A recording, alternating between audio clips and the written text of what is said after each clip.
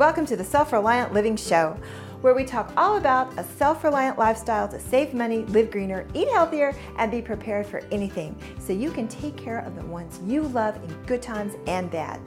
I'm your host, Jennifer Osich, a homeschooling mom of 3 boys.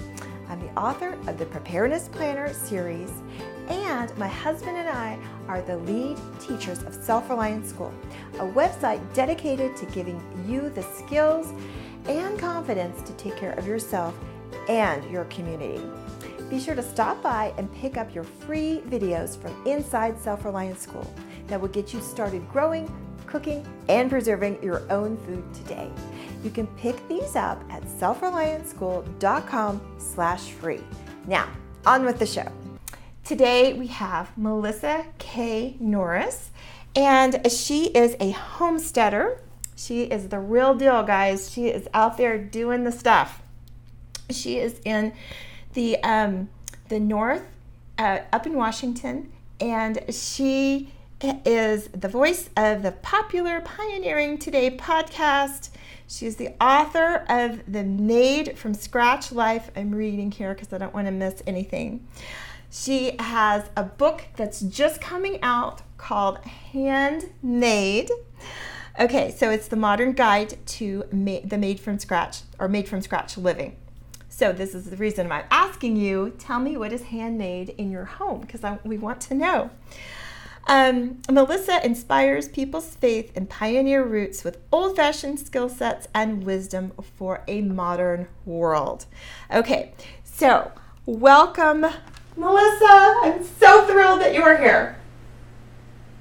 Hey Jennifer, I am super excited to be on here because, like you, I love talking about all things self-reliant and old-fashioned, and it's so much fun when you get a group of people together who are all of that same mindset, and you get to learn and visit with each other. So thank you for having me on. Like I said, I'm just thrilled that you're here, and of course, I know all about you, but can you tell us a little bit about yourself and your family, your background, all of that sort of stuff, so you can inform the people that are just meeting you for the first time? Well, if I have never met you before online, let me just say I'm thrilled to be meeting you now. And as Jennifer said, my name is Melissa K. Norris, and I have the Pioneering Today podcast. I'm an author, and I'm also a 5th-generation homesteader. So I come from a long line of self-reliant people and homesteading. And my husband and my 2 kiddos, we live in the Pacific Northwest, so on the west side of the North Cascade mountain range in Washington State. And we have our own little house in the big woods because I am a huge Laura Ingalls Wilder fan. In fact, I blame my mother because she always read the books to me as I was growing up, and she is totally responsible for instilling all those old-fashioned wannabes in me. And so we live on a fully functioning homestead. We have almost 15 acres, and we raise all of our own meat. So we do our own pork, we have laying hens, meat chickens, and our own grass-fed beef. And then we raise a lot of our own food via the vegetable garden and fruit trees and perennials and that type of thing. So we are definitely doing the modern homesteading and using a lot of those old-fashioned skill sets, but of course in a modern life, which is really cool that we get to marry the two together, and that's how we can, be on I just think it's so fascinating that the internet has opened up so much that we get to visit and connect with so many people that we would have never had the opportunity to do before. So that is a little bit about me. So is that kind of what you mean by pioneering today? Can you expand on that just a little bit in terms of what that really means? Because you think of pioneers as somebody that is going out into new frontier and that sort of thing. So could you expand on that just a little bit and tell us what your thoughts are, or what your thoughts were behind sort of coining that term? Yeah, well, it's pioneering today, which is that very similar to modern homesteading. So it's taking a lot of those old-fashioned skill sets and mindsets first, because I think that homesteading and pioneering, or getting back to those basic traditional skill sets that the pioneers had when they were raising a lot of their own food. You had the westward movement and the covered wagons and the frontier and all of that. But I think in today's world, it's a mindset first. And then you get the skill sets and you start acquiring them and learning them. But it's exactly that. It's taking a lot of that old-fashioned wisdom on being self-reliant or doing more things for yourself and not buying them from the store, kind of getting back to those basic skill sets that the pioneers had, but doing it in a way that we can still implement into our modern life. So there's definitely modern techniques and things that are going to make those skill sets easier. You know, some of them are safety. We know on food preservation with canning now, you know, like pressure canning, your non-acidic foods. So it's taking those old-fashioned skill sets and that wisdom, but being sure with our modern part that it's safe, and some of it we can still do, but we can definitely make it a lot easier on ourselves with using some of those modern technologies that we have. So it's kind of a marrying of the two worlds together for right now. So it's taking the pioneering part, but making it applicable and doable in today's world. So taking kind of the best of both worlds. Amen. Yes, both the best worlds. Yes. Okay, so you sum it up much more eloquently than I did. No, that was after hearing you talk. So no, I mean, I would not have been able to answer it as well as you. So, okay, so what are three really important skills that you think that are being lost in today's society, and you just feel driven to save them? In fact, only three? No, only three. The three most important. I would say, yes, I would say the first is learning how to do things from scratch. Now, a lot of us do know how to cook from scratch, but there's a big part of society, if you didn't have a mom who cooked from scratch or a grandparent or people in your life who cooked from scratch, we're very much a convenience type society. So we go to the store, you buy a cake box mix, you buy, Bisquick. A lot of people buy all their soups in a can, your condensed cream of soup. A lot of people don't know how to cook or to make those items. Some people don't even know that you can make those items at home. And so I think that the most important skill is learning how to cook from scratch, just having those base ingredients and learning how to make them yourself and learning how to cook with them confidently, creating foods that your family likes to eat and will eat, and that you just incorporate into your everyday meal planning and cooking. So I would say that that's probably the very first step, and I think the most important, because I think that is a gateway to the other skill sets. And so for number two would be knowing how to raise some type of your own food. Now, I realize a lot of people don't have the acreage. They're not going to be able to raise all of their own meat like we do. But everybody, even people who are in apartments, can raise something. So it may be a small windowsill herb garden. You can literally grow basil in nothing more than water and a windowsill that gets some natural light to it. So I think that everybody can do that. And some people it's going to be much smaller scale than others, and then others are going to go crazy and they're going to be doing most of it themselves. But definitely learning how to grow your own food and modifying it for whatever your environment is and where you live. And then I think that the third skill set, if I have to pick three, I'm going to say is going to be, especially a skill set that I feel is being lost, is I'm really passionate about heirloom seeds and raising an heirloom garden and seed saving. And I think there's a lot of people that raise their own food, and I think that that's amazing, and I'm very excited to see that. But there's not as many people that know how to seed save and really know the difference between heirloom seeds and being able to seed save. And so I think that's one of those traditional skill sets that just since about the 1940s, so just a couple generations back, has quickly been lost. So I would say that's the lost skill set for sure that I would love to see more and more people learn how to do. And they are. There's a big interest that's resurging in that. Yeah, I see that too. And I think you're right. That's so important. But going back to the first one, cooking from scratch, I think you just really, hit the nail on the head there, because there's such a disconnect when we see our food, and there are so many people, like you said, that don't even know that can be made from scratch. They don't oftentimes know where it comes from. So, that's a real problem. I totally agree. So let's talk a little bit about your faith, because it runs through everything you do, right? So, and you're a strong Christian, and you show that through your writing, through your blog, all of that. And so can you tell us a little bit about that, how your faith guides you? And also, was that something that was also handed down, those 5 generations that you were talking about?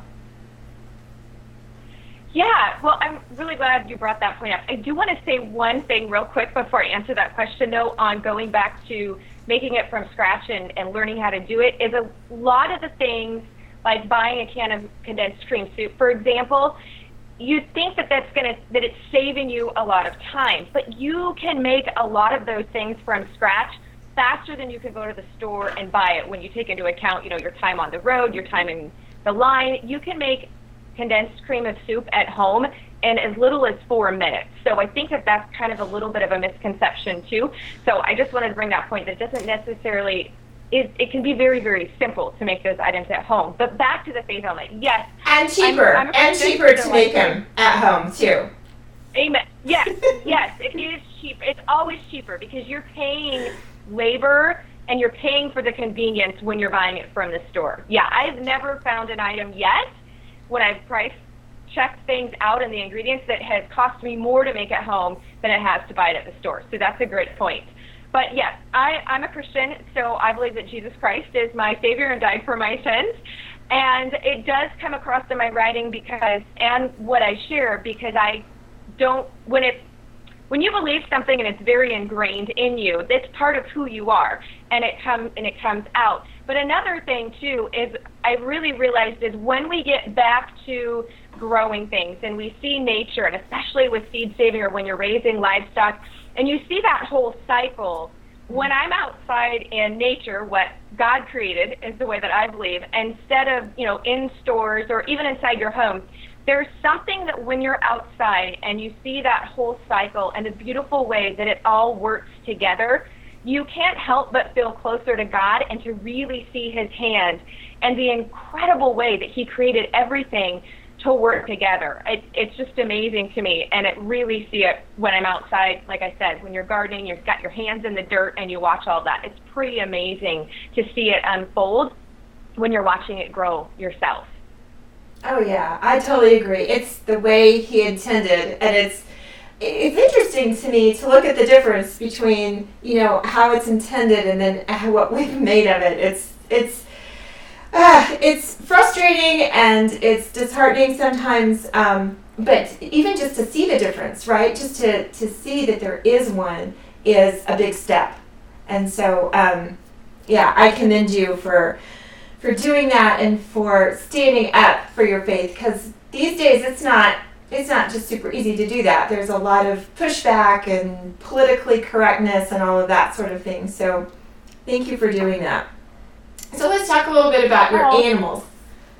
Let's talk a little bit, because we were talking before the show about your chickens. So tell us about the animals that you raise on your homestead. Yeah, well, like I said, we raise the majority of our own meat. We do get some salmon that, of course, we're not raising, and crab that we are fortunate where we live. We live in the mountains, but we have a river less than a mile from our house. But the ocean's about 45 minutes from our house, so it's pretty sweet that we can go and harvest things, too, from the river. But as far as animals that we have on our homestead, we raise all of our own beef, so we use organic grass-fed pasturing practices, and we raise our own beef that way. And so we usually keep about 2 mom cows, and then we breed those. And we don't keep a bull because I'm lucky enough that my dad has a huge herd, so I grew up raising cattle. My father's always raised beef, and so he still has a decent-sized herd, and he does keep a bull, and so we can take our cows down there for the breeding back part. So that makes it nice and easy. And then we also raise our own pork. So we've got, we do organic practices again with the pork. We use them to clear different areas of our pasture, to root things out there, great for tilling. In fact, we added on to our garden space this past year, and so we put the pigs there, and they rooted up all of what we had some lawn and grass there, and so they tilled it up for us, which was fabulous, and also helped to fertilize it. So then when we went to plant, we didn't have to break new ground. And so we use those as part of our pasture rotation and keeping the brush and stuff down. And then, of course, bacon, right? And ham and all of that wonderful stuff. And then we raise our own chickens. So I've got my laying hens, which of course give us eggs, fresh eggs, which is wonderful. And then we also raise our own meat chickens. So we have meat chickens that we raise, and the meat chickens we actually harvest and butcher ourselves. We do the whole process here on our homestead. We don't have a large refrigerator hanging space, so we don't do our own butchering of the cattle, because beef, if you let it, when you butcher it, after it's butchered, if you can let it age or let it hang in a cold storage for at least 14 days, preferably 21 days, then that meat ages and there's actually some enzyme breaking down that happens, and you get a incredible flavor and a lot more tender meat. So we have a local butcher. It's actually, her and her husband went to school with my husband, so it's still local. So they actually butcher the cattle for us. And then we do have them do the pigs most of the time, but we have butchered our own pigs. Again, it's with the weather here in the Pacific Northwest, we don't always get those really cold temperatures early in the fall, cold enough where it's safe for the meat to be without having some type of big processing area, which we don't have. So those are the four things of livestock and meat that we raise here ourselves that take us through the whole year. So that's pretty cool. I don't ever have to buy that from the store, which is really amazing, I have to say. That is amazing. That's wonderful. And then you were saying that you also harvest crab. You go and hunt for crab. Can you tell us about that? Yeah, so my husband, it's very interesting. So my husband, we grew up in the same area, small town, but I was raised, like I said, on a farm with raising our own cattle and vegetable gardens and all of that. And he was raised, even though it's a little tiny town, he was raised in town, but they did a ton of boating. So he's the seaman and I'm the mountain woman. So he loves fishing and crabbing. So we have a small boat. It's actually it's a ski boat, like a pleasure boat. But as long as we stay in the bay where it's sheltered, we're able to go out and go crabbing. So you have pots, and of course for our little boat, and we're not commercial, a lot of people have watched, like The Deadliest Catch and those big shows on TV. So you just have these little smaller sized crab pots, and then you put your bait in them. So when we butcher or when we go fishing, we save the heads and the type of stuff that you're typically not eating, because it makes excellent crab bait, and we just freeze that. And then that's what we use as our bait in the crab pot. So you toss your crab pot out and let it soak, which just means it's literally in the ocean, and so you're letting it set for long enough for the crab to smell the bait and come in and fill the pot, and then you pull it up, and then you have to check your crabs for the size, and you can't keep any of the she crabs, all of that fun stuff. But that's how you harvest them. And so it usually opens the beginning of July, the season here, and then it actually goes through October, but we do the majority of ours through July. And we usually, if the Lord has blessed us, right, we usually harvest enough, then we bring it home and cook it and freeze it enough to take us through so that we have crab pretty much through the whole year. So you do need a boat. It's really hard to do it. You can't really do it from shore, but yeah, so it's, I have to say, if you've never had, especially with the beef and the pork, if you've never had beef and pork, if you've only had it store-bought, when you have it raised, even if you can find like a local farmer or someone like that to buy it from, the taste difference, I can't even tell you. I really can't eat. This is sound like so spoiled and bad. I can't eat like regular ground beef from the store. I can't cook it. There is a flavor difference that I can't even describe for you. So if you ever get the chance, totally do it. It is amazing, the difference. Yeah, I don't doubt it. I have things that I make from scratch, and my kids won't even eat the store-bought version, of course, so I don't buy it, but and they just, and they're, if you want to call them snobs, I guess that's what they are, but they turn up their nose and they push it away. Seriously, they push it away. They're like, I'm not eating that. So I totally get that. And so people should check that out, because it's true. The taste difference is just phenomenal. So you have your newest book coming out, Handmade. I'm so excited for you. It is coming out soon. Can you tell us a little bit about this new book? Because you are the author of the Made from Scratch Life. So could you tell us a little bit of how you took that first book and then now you've made, is this a sequel? How are they different or how are they similar? Can you tell us about it? Yeah, so this is the copy of my new book, which is Handmade. So it'll begin shipping on October 1st, so super, super quick. And yes, so Handmade, the Made from Scratch Life, the Made from Scratch Life, my first book, Simple Ways to Create a Natural Home, was really the journey that I had taken to kick out processed stuff and really start making a lot of more things from scratch.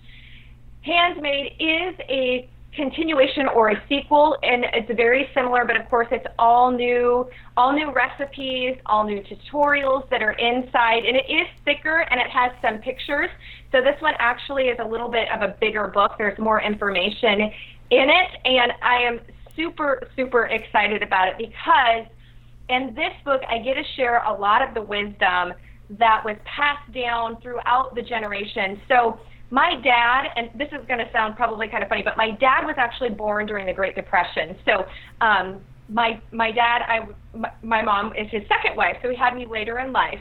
But I feel like I was really blessed that I was raised almost from someone who, like I said, was born during the Great Depression. He was raised during the Great Depression. But even after the Great Depression, it didn't really change the way that they lived because my dad didn't have electricity or indoor plumbing until he was in his very late teens. So the Depression ending didn't really change their way of life. It was you raised almost everything yourself, and that's how you got through the winter months. You didn't really go to the store for a whole lot. So when I was growing up, I always didn't feel necessarily blessed by that because we made a lot of the things from scratch still, and we didn't have a lot of extra money, and there were things that I really wanted to do, and my dad was like, no, we're not going to spend our money on that.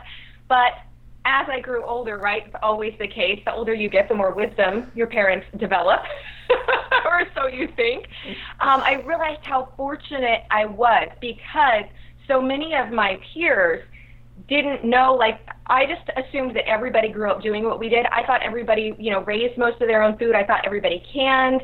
I thought everybody really just cooked from scratch. And my mom sewed. I had no idea until I got older and started visiting other people's home, or then as an adult and married, that wasn't the norm. So I feel really fortunate that I got to have all of that wisdom. And I saw how quickly just having, a couple of generations in between my dad's that older generation and my generation, how so many of those skill sets were lost. And so I really wanted to bring a lot of those into this book that I was fortunate enough to learn to share with other people, and how you can use those in today's world and still make it work even when we're super busy and with all our modern conveniences and that type of thing. So that's kind of what Handmade is. It's a little bit of a bridge between those two eras. Wow, that's wonderful. And that it kind of answers already this question that I'm going to ask you, but let me take it a step further. So let me ask you the question first, right? So all throughout your book, because I have had the privilege of looking through it and reading some of it, but you have these tips. So it's Great Depression era tips, and it's all throughout the book, right? And so my question was going to be, why is this era so important to you? But I think you've answered that with that's the era that your parents came from, right? So how is it that we can apply some of these things now? Because there are some people that would argue that we're kind of going through the second Great Depression. I mean, it's not quite as bad as it was then, but in a lot of places it is. So can you elaborate on that a little bit in terms of how you can take some of these things and maybe pick out a specific thing or two, maybe your favorite tip, and tell us how you can apply it today? Yeah, absolutely. And you're right. So how it kind of came to be is I had written a post that was sharing a lot of the tips that my dad had shared me, because I love stories. I don't know if anybody else loves stories, but I love listening to people's stories and reading stories. And my dad would tell me a lot of stories about when he was growing up and the things that they did, and I was fascinated by those. I just thought it was really interesting. And so I did a podcast episode and a blog post on it, just sharing a lot of those tips. And to the reader comments, I had never gotten more reader feedback than I had on that first one, and it was amazing. And so many people were sharing either things that their grandparents or great-grandparents from that era or similar tips had taught them stories from that time period, and everybody was sharing all of these tips, and it was so fun to see the stories. And then there was the other side of people that said, oh, I wish that I had written down the things that my great-grandma said, like my mom would tell me, that great-grandma, great-grandpa said, such and such thing, but now they're gone, or my mom doesn't remember them, or, maybe all the people that remembered them were gone. And so they were lost, and I thought, this is so important for us to save, because it is our heritage and our history. But not only that, like you just said, a lot of people are going through, and especially now even, we've got the hurricanes and we've had the flooding, and so a lot of that is taking away kind of our normal way of life. And of course we've got economic depression and that kind of thing too.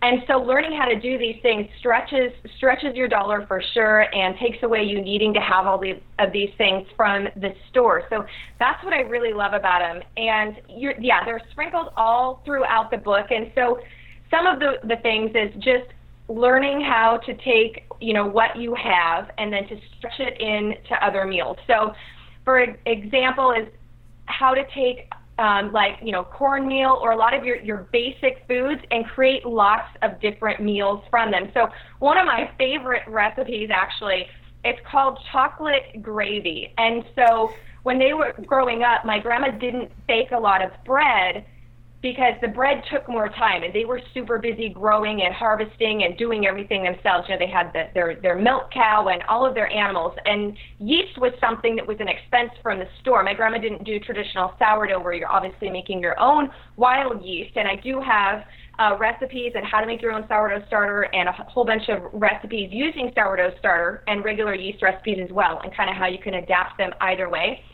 But a lot of bread baking wasn't something that happened during that time because you had to have yeast and you had to have extra time, and that just wasn't an option for a lot of people. So it was traditionally cornbread and biscuits were the main breads or the mainstays that they would do, because those could be made very quickly and you didn't need to have the addition of yeast. And so my grandma would make up biscuits, and of course that would be, for breakfast, and it could also be for lunch, a snack, and into dinner. But one of her really special treats that she would make is called chocolate gravy. And so you're basically making a roux, so with some butter and flour, and then you're adding milk and sugar and cocoa powder. But it was a very, very special treat. And so my dad had not had it since he was a kid. And my grandparents came from North Carolina, the Appalachian Mountains of North Carolina, when my dad was 4 to where we live now. And so it's kind of a southern thing I've since learned. So he had not had it since he was a kid. My grandma passed away when I was about 13. And he hadn't had it since he was a kid. And so I found a recipe. One of my good friends had a recipe from her family that had come from the South. And so I made it for him as a surprise, and he came down and had breakfast, and that was just, he was so ecstatic. It took him right back to being a kid. But those tips, learning how to do those, simple meal things, and then how, time saving as well. Like I said, so there's cornbread and biscuits and all that kind of stuff, totally from scratch. They're in here. But that's probably one of my favorite recipes, is that one. Wow. Well, of course, that just has such sentimental value. I can imagine. That's wonderful. Yeah, and I can remember my dad, he talks about his father and when he was younger, and they would just have cornmeal and a little bit of like a syrup, like a sweetened syrup, and mixed together, and that was kind of their dessert. So I think that's a thing with the cornmeal from that era. Okay, so let me ask you this, because you have an herb section in your book, and you call it Thrive. Why did you pick that name for the herb section in your book?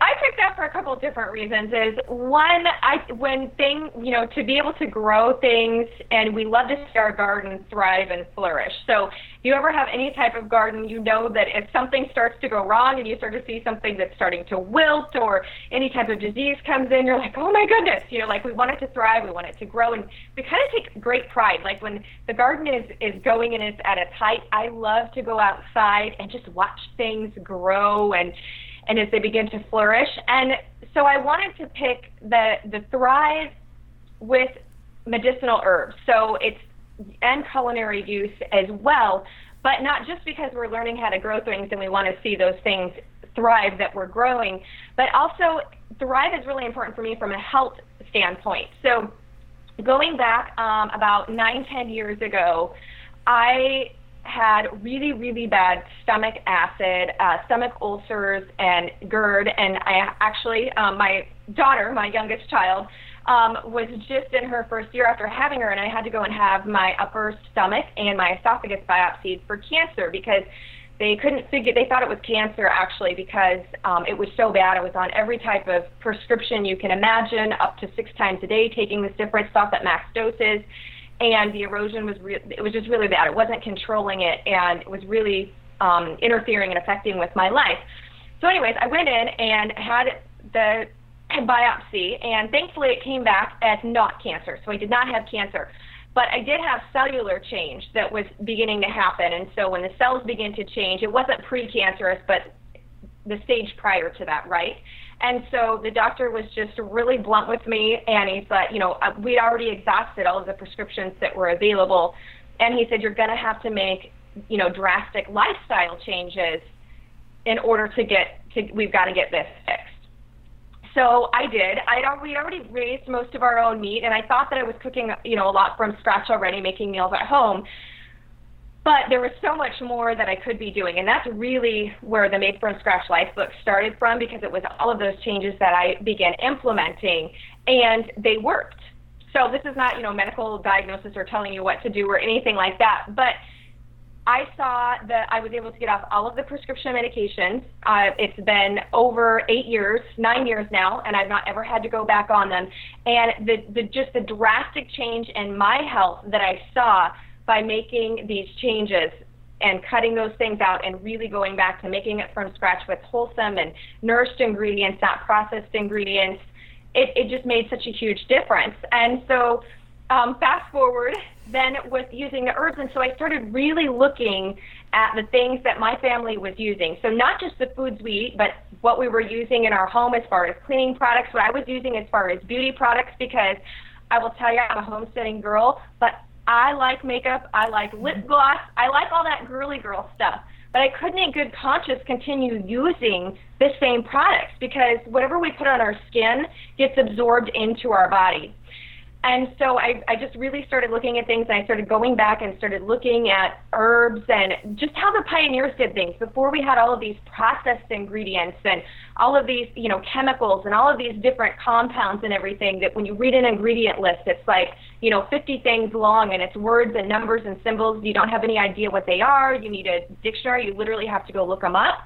And I thought, you know, there's got to be a better way. And so I just started one item at a time, replacing those store-bought things or the different things that I was using with homemade versions and more healthy versions, including looking at herbs. So I started, you know, growing my own herbs and using herbs and natural remedies and those type of things before going to the doctor. And I will tell you, I still believe in going to the doctor, okay?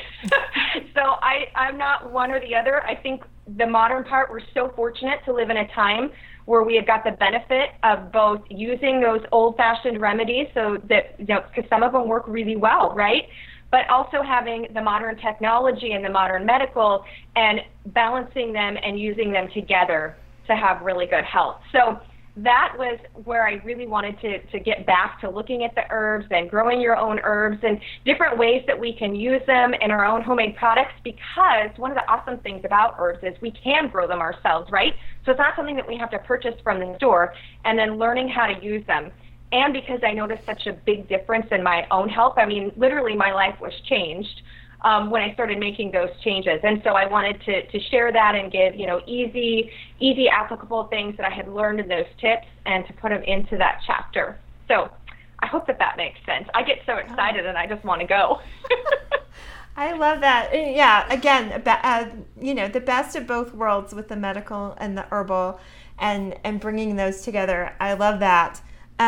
So of course you had to name this chapter Thrive, because that's your story. I love that. Okay, so let me ask you this. Is there anything that you wouldn't recommend making from scratch? And then even more than that, is there anything that you're not good at making from scratch or making homemade? Because in part you dedicate this book to your husband, and in the book you're telling us that, you know, he's always telling you the truth, for better or for worse. If a recipe is bad, he'll tell you. If it's good, he'll tell you. So is there anything that you would recommend not making from scratch? Okay, I love this question for so many reasons. I can't say that there's anything that I don't recommend making from scratch, but there's definitely things that I have not conquered making from scratch. So we'll put that in there. And one of the things that it's my goal, I'm one of those people, when I can't do something, it makes me want to do it even more. Like there's just this determination factor, like I'm going to figure this out. But right now, my nemesis, I really wanted to put in the book. I wanted a recipe for homemade marshmallows because I love marshmallows. I love s'mores. In fact, when my husband and I were first married, in the wintertime, he would make me s'mores in the oven just by putting the broil on low because they're just my thing. I love them. But as we started getting into more and more unprocessed foods and really watching, especially high fructose corn syrup and different ingredients, store-bought marshmallows have corn syrup in them, right? And it's a big genetically modified crop. So I really wanted to find out how to make my own homemade marshmallows without using corn syrup. But I wanted them to, and that's kind of one thing in our family, when I kick out a store-bought item and I'm making it from scratch, my family's rules are it has to taste as good or better than the store-bought version or they rebel. So I tried using maple syrup and I tried using honey, and they were good, but they weren't the marshmallow. Mm-hmm. So I do not have a recipe for marshmallows made at home that are really close to the store-bought version. Like I said, they were good, but they weren't quite there. So I'm still on the hunt to perfect or find the perfect recipe that doesn't use corn syrup. And I might just get some organic corn syrup, but I really wanted to make a non-corn syrup variety. So that's one thing that I personally haven't done to my own satisfaction. Candy making is something I really want to learn a lot more about. I just find it fascinating. So that's where I want to be headed next, is to learn how to make that. So if you have a really good recipe for marshmallows, send it to Melissa. Because she'll test it, right? Yes, please do. Please do. And with any tips. Yeah. Okay, so we touched on this just a second ago about how your health is so much better because you live this lifestyle now. But could you just elaborate a little bit more, because you mentioned the toxins and things like that are in cleaners and makeup and that sort of thing. So can you talk about that a little bit more? Because I think that it's easier to grasp that, you know, if you eat toxins, then that's a bad thing. You know, I think a lot of people understand that and get that. But I don't think as many people maybe get that for being exposed to toxins through cleaners and makeup and that sort of thing. So could you talk a little bit about that? Yeah, well, like I said, your skin is definitely your biggest organ, right? And so anything that it comes in contact with, we begin to absorb into our body, into our bloodstream, and all of that type of thing. So a lot of us do think about the foods that we eat, and a lot of people start with diet first when they're looking to become more healthy. And there's many studies out there, but there are over 80,000, I believe, chemicals that are just kind of out in the products in our, you know, our homes, the things that we're buying and we're bringing home. And only 1% of those have been studied for safety. So that is a huge discrepancy, right? And we're using, so in the same study, it was really interesting, 25% of women are using 15 or more products a day, or things that you're putting on your skin. And when you stop to, at first 15 kind of sounds like a lot, but when you stop to think about it, you know, you wash your face in the morning, so that's going to be one product. We wash our hands with things. We use moisturizer. Usually we use a different moisturizer for our face, us ladies especially. Then we do on our hands. Then you've got deodorant, and then shampoo, conditioner, and then if you're using makeup items, go even further. And then if you're cleaning your home, you know, you use one cleaner usually for the countertops. Then you've got laundry detergent, fabric softener, and those, of course, are on our clothes, which we put on our body. You may have candles that are burning, just all different kinds of things. When you're cleaning your house, air fresheners, things you're using on your carpet, furniture polish, just all kinds of things that we come in contact. So really, 15 products a day isn't really that many when you start to think about all of those things. And if you're just doing 15 products a day, they found in this study, you're exposed to 168 chemicals in a day, which is kind of mind-boggling. And so what my goal is, we're never going to escape all of the chemicals. Like, that's just not realistic, right? And even the same with healthy eating. I think if we get too dogmatic about it, we're going to make ourselves crazy and everybody around us. So I try to just do the best that I can and eliminate where and when I can. And we kind of have like an 80-20 rule, especially with our food. 80% of the time, I want us to eat as clean and healthy as possible. But my kids are in school and, they're young, and I'm not going to worry about the other 20%. So I kind of do a little bit of a moderation there. So I started looking at all of the stuff that I was putting on my skin, and one of the things that really hit me is when I was in high school, I had never cleaned an oven before. And so, you have that oven spray that you spray on the oven. Well, I was cleaning house for an elderly friend of ours, and she asked me to clean her oven. Well, I was 16, and I was not about to tell her that I did not know how to clean an oven, right? Because I'm 16, and I know it all back then. And so she hands me the spray, and she didn't give me any instructions. She just handed me the spray, and so I sprayed. I mean, that oven was dirty.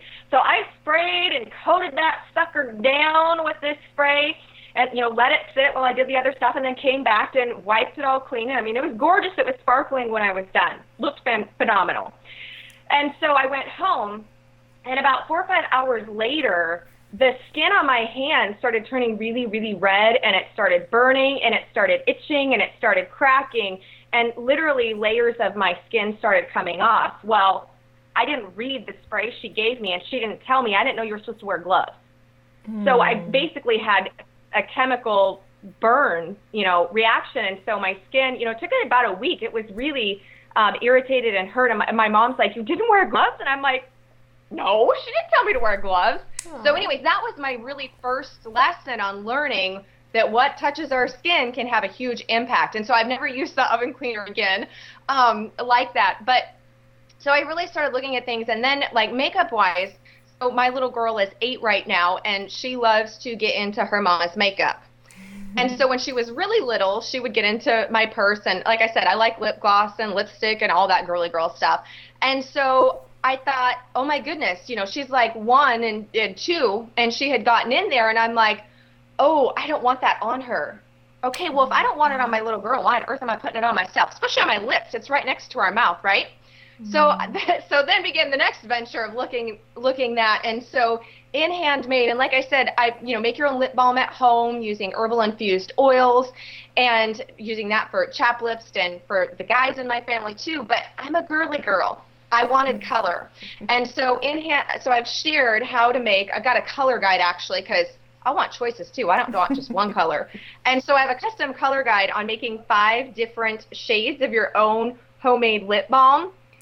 Using natural colorants, so iron oxides and carmine and things that are on the skin safe scale that are 2 or below, as far as being safe for our skin. So yeah, so that's kind of a little bit of my story and some of the other items that you'll find within Handmade too. That is awesome. Oh my goodness. In the comments, we're getting a lot of people that say they know about the chocolate gravy. So that's awesome. Oh, good. I'm so excited to hear that. Okay, so what is your favorite thing? Because you are also all about growing your own food. We talked a little bit about that. Even if you're in a little bitty space, you can grow some tomatoes or some herbs or something like that. So, but you do a little bit more than that, right? So what is your favorite thing to grow? And what is your favorite thing to make from scratch? And so, and then I want to go on and ask you, what's the best homemade gift you've ever given, and what's the best you've ever received? Oh my goodness. Okay, there's quite a few questions there, so I hope I remember them all. So first one, What's my favorite thing to grow? My favorite thing to grow is my family's strain of heirloom Tar Heel green pole beans that my grandparents brought with them from North Carolina out here, and we've been growing, ever since. Every year. I've never bought bean seeds from the store. We just seed savored every year, and then when I moved out and got married and we started our garden, I got some from my dad, and same thing, we save it and grow it every year. So that's my favorite thing. One, because it's been something in our family. It's our own strain that we've been passing down. But two, it's the flavor of it. I had never had regular, I should say like store-bought or regular green beans until went to a friend's house or went to a restaurant, because that's all we had growing up. And I'm like, oh, these don't taste very good. They don't have very much flavor. Yeah, I feel like such a culinary snob. Like, listen to me. I'm really not, I promise. But the flavor difference is so different. And so that's my favorite thing to grow, because it's a tie back, to my great-grandparents and further back. And so that's one of my favorite things to grow. My favorite thing to cook, there's so many. I have to say, I'm a baker at heart. Like, I love to bake. So I love to make, berry dumplings is one of my favorites, probably because it's one of my favorites to eat. Goodness, and cheesecake. Let's be honest, I love cheesecake. I hear you. Yeah, so, yeah, right? So, yeah, definitely some of those baked goods. Probably my really, truly favorite, now that I'm thinking about it, is probably pumpkin roll. And one of the reasons for that is because, so my husband's grandmother always makes pumpkin roll. In fact, she makes a ton come October, November, and December, because so many people request it from her, because it's really, really good. And so there's this thing in our family, whenever Grandma gives me one of her recipes, even though I follow it to T, my husband swears it does not taste as good as hers.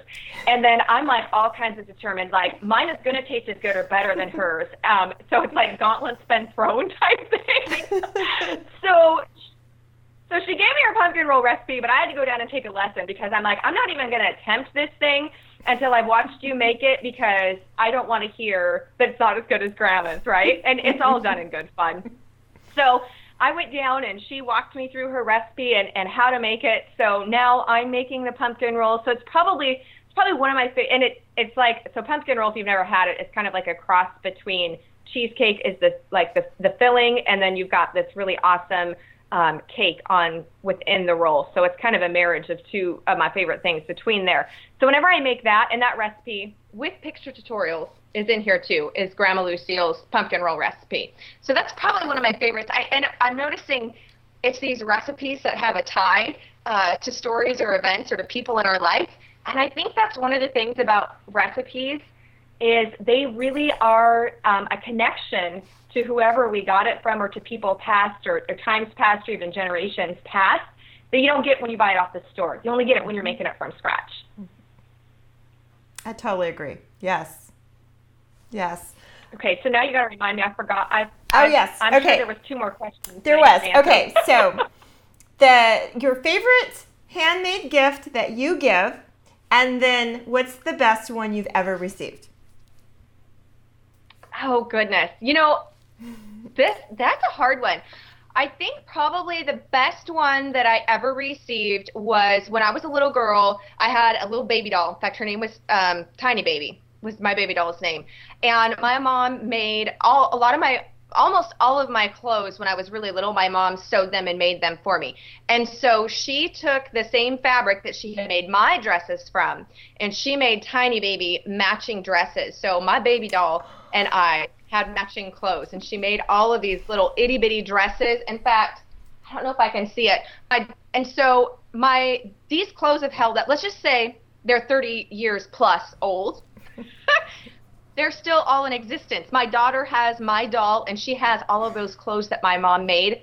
I mean, they're a little bit faded, the color and the fabric, but to me, that's just amazing. And so my goal is to save it, and then someday my grandchildren hopefully will get to play with those clothes. And so it was the time that she put in to do all of that, to make it, because she had to make it, when I wasn't there. So it was a surprise for Christmas. And when you're sewing them little tiny things, like, it's way harder, I think, than doing a larger thing. It's much more intricate.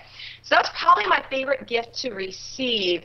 And as far as my favorite gift to give, oh my goodness, every year we give homemade gifts. One of my favorites is definitely homemade soaps. So I did that this year for Mother's Day, and we'll be doing more for Christmas. I do enjoy giving the homemade soaps, but probably one of my favorite things is, so my husband, when we first got married, his same grandmother gave us the pumpkin roll recipe. Every year, she would make up a box of goodies. So there'd be like home canned strawberry jam, home canned pickles, homemade popcorn balls, and every family would get a box from Grandma with all of these goodies in there. And it was like the thing. Every family was like, oh, I can't wait for Grandma's box. Well, then she got to be the age where she just physically could not make all of that stuff anymore, and there was more and more, people added to the family, and so she retired from doing that. So I picked it up and make, the strawberry jam and the pickles, but I've learned that when I give it out Christmas morning that I have to hide a couple jars in reserve because they will open the jars of pickled asparagus and eat them all before they've even gotten out the door. And so I have to save a jar to give them so they actually go home with something. So I think that's probably my favorite thing to give is those items. And again, it's kind of following it in those relatives' footsteps, those traditions, which is fun. Oh, yeah. And then you've got the story of his grandmother that did that. That's awesome. I love this. Okay, so it's one thing to read about how to do all of these things, right? And if you're interested in doing that, then you definitely need to pick up Melissa's book, her new book, Handmade, which goes on sale officially. It's October 1st or 2nd, Melissa? October 1st is the official launch date, yes. Yeah, and you can pre-order it now, correct? Yeah. Yes. Yes, and in fact, I've got going right now, which I think Jennifer has links for. If not, I know that she will get them for you. But we've got Handmade the Masterclass. So because like you said, it's one thing to read it, but sometimes I'm a visual person. Like I said, Grandma gave me her recipe. I had to go down to Grandma's to get the tutorial or the instructions to walk me through how to make it so it turned out how hers did, even though I had her exact written part. There's just something in that visual and someone teaching you that's a little bit different than reading it. So with Handmade, I have Handmade the Masterclass, which just launched yesterday and goes through October 3rd. So it's 7 days total only. So within that, there's 5 masterclass videos that walk you through step by step how to make different types of soap. So we've got melt and pour, which doesn't have the active lye in it for people who are not ready to take that step yet, but we teach how to use natural colorants and scents to make that. Then for those of you who really want to dive in and do it totally from scratch, then I show you how to make your lye water and how to do cold processed soaps, saponification. And the fun thing is we only use natural colorants. So I teach you how to do a layered bar. This one's actually wrapped up. Let me pop that off real quick. But I show you how to do a layered bar just using natural spices and things that you've already got in your cupboard, and how to do herbal infused lip balm with, like I said, the 5 color guides. So we've got that in there. How to make your own beeswax candles in a jar. So hopefully none of my family members are watching because y'all are getting this for Christmas. This is the stuff that's going into the box, right? Right, it is, yes. So beeswax candles in a mason jar, share how to make that. Herbal infused whipped body butter and moisturizers. And then we've got bonus videos that teach you, actually it's one of my other favorite recipes to make, and it's handmade donuts. And so my mom actually came down and with my kids, and we walked you through how to make donuts from scratch. That was super fun. In fact, we were having a discussion just a couple of nights ago, and I asked my kids, we were talking about what your favorite food is that you have to pick. And the donuts were brought up, and my kids are like, Mom, we've got to make those again. That's one of our favorites. So we got video lessons on that, sourdough starter, fermenting vegetables. But the cool thing is you get a physical paperback copy of the book and a digital copy. And so you actually get access to the digital copy now before it even releases. And then you'll get the paperback copy sent to you when it can start shipping, which is going to be October 1st. So that is on really special 80% off right now. And so I think Jennifer's got links, but we do. We have a link. About being and is the chocolate body butter included too? Is a video for that? Yeah, yes. There is. Yes, it's chocolate peppermint whipped body butter. Get my lid off here. And that's this right here. I'm not sure how well the camera picks that up, but it is, I love chocolate, but it's divine. So yes, that is included, how to make that as well as in there. And again, it's in a mason jar because I don't know about you, but everything just looks better and tastes better when it's in a mason jar, and it's like my go-to, my whole house. Yes, yes. Well, I was looking through your book last night, and actually I came upon that recipe for the chocolate body butter, and I was like, oh, please, please, please let this be in the masterclass. And then I went and looked at the masterclass, and I was like, yes, it is. It's in there. So yay. But yeah, it's one thing to read about all of the stuff, and certainly I feel like you would need a Handmade as a reference, but then to actually have the tutorials, the videos, the step-by-step, then that's just something special. And like you said, it's 80% off right now. And Bill's putting a link up there, I think. And it is selfreliantschool.com/handmade. So if you go there, you will see the book, you will see the classes, and you'll see all the information about it and how to take advantage of this offer, because it's special, special, special. So Melissa, tell us, if we want to know just more about you, where to find you, social media, Facebook, all of that stuff, where can we find out more about you? Yeah, well, my website, melissaknorris.com, and then on there you'll see a link to the podcast. So I've got the Pioneering Today podcast. We have over 100 episodes. And of course, on Facebook, it's facebook.com/Melissa K. Norris, and we have, videos and live shows and there. And so I would love to connect with everybody there. And of course, within the pages of both Handmade and the Made from Scratch Life. Thank you so much for being with us, Melissa. It's just been a real treat. Oh, thank you. And I'm so happy that my internet held. When you live way out in the boonies, you never know. I think it was great. I think it went well. It went good. I want to thank Melissa K. Norris again for being with us. If you are just joining us, if you joined us in the middle of the show, then that is who I was talking to, Melissa K. Norris, and you can learn more about her by going to melissaknorris.com. Also, please take advantage of the Handmade Masterclass. It is only up for a limited time at this really, really special price. You can go to selfreliantschool.com/handmade to find out more about it. You actually get a physical copy of the book, and then you get some video tutorials, like I said, that just make the book come alive. So it is a super great deal. And I think Bill is popping the link up on the screen, and I will be sure to put it in the show notes as well.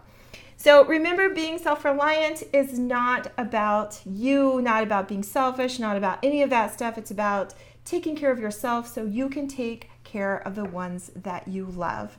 Take care until we talk again. I'm so glad you could join me today. Here's what to do next. Head over to selfreliantlife.tv to pick up the show notes for this episode and to watch replays of older episodes.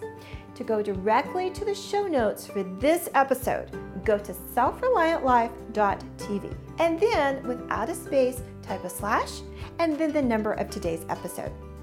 You can watch this show live every Thursday at 1 p.m. Eastern, 10 a.m. Pacific, live on Facebook or the Periscope app.